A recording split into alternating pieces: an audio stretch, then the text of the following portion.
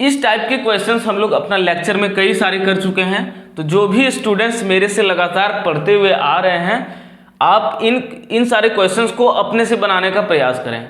और जो बच्चे नए हैं वो बोर्ड पे देखें, यहाँ पे क्या दिया हुआ है। यदि tan a का वैल्यू, तो क्या दिया गया है,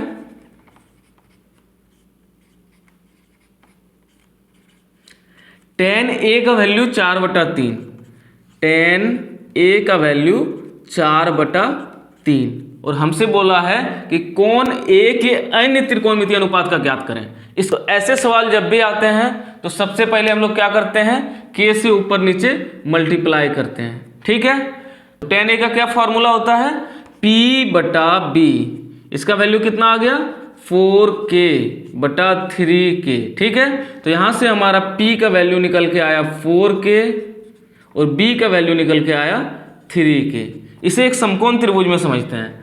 एक समकोण त्रिभुज है, ये ABC, ये 90 डिग्री है, ठीक है। यहाँ किसकी बात हो रही है, A एंगल की, यानी हमारा थीटा कौन सा है, A। तो इसके रिस्पेक्ट में P कितना हो गया, 4K। तो यहाँ से इसके रिस्पेक्ट में इसका वैल्यू हो गया 4K और B का वैल्यू हो गया 3K। तो जब भी कोई समकोण त्रिभुज में हमें दो भुजा का मान ज्ञात हो और तीसरा भुजा निकालना हो तो क्या करते हैं, पाइथागोरस प्रमेय लगाते हैं। तो यहां पे लिखेंगे पाइथागोरस प्रमेय से।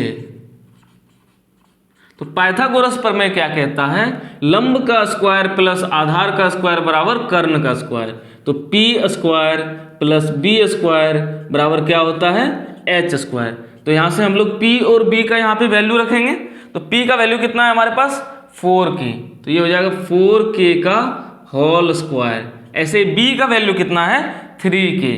तो ये हो जाएगा 3K का होल स्क्वायर बराबर h²। आगे इसको सॉल्व करते हैं तो 4K का होल स्क्वायर कितना होता है, 16K²। वैसे ही 3K का होल स्क्वायर कितना होता है, 9K²। ये हो गया हमारा h² का वैल्यू। तो यहाँ से हमारा 16K² प्लस 9K² कितना हो जाएगा, 25K² बराबर h²। तो हमारा यहाँ से h² का वैल्यू आ गया 25K²।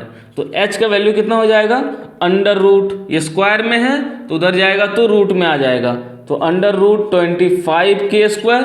तो इसलिए हमारा h का जो वैल्यू निकल के आ गया वो निकल के आ गया 5K। यानी हमें पहले से ही P और B का वैल्यू पता था और हम h का वैल्यू निकाल लिए। जब तीनों का वैल्यू हमें पता चल गया तो हम लोग आसानी से सारे त्रिकोणमितीय अनुपात का वैल्यू निकाल सकते हैं। तो सबसे पहले sin A का मान निकालेंगे। तो sin A, तो sin A का क्या फॉर्मूला होता है, P/H। तो P का वैल्यू कितना है, P का वैल्यू है 4K और H का वैल्यू हमने कितना निकाला, 5K। तो 4K/5K, K से K कट गया तो ये बचेगा 4/5। तो sin A का वैल्यू कितना हो गया, 4/5। वैसे ही cos A का वैल्यू अगर हम निकालें, cos A का क्या फॉर्मूला होता है, B/H। B का कितना वैल्यू है यहाँ पे, 3K और H का कितना वैल्यू है, 5K। तो यहाँ से K और K कट गया, ये बच गया 3/5।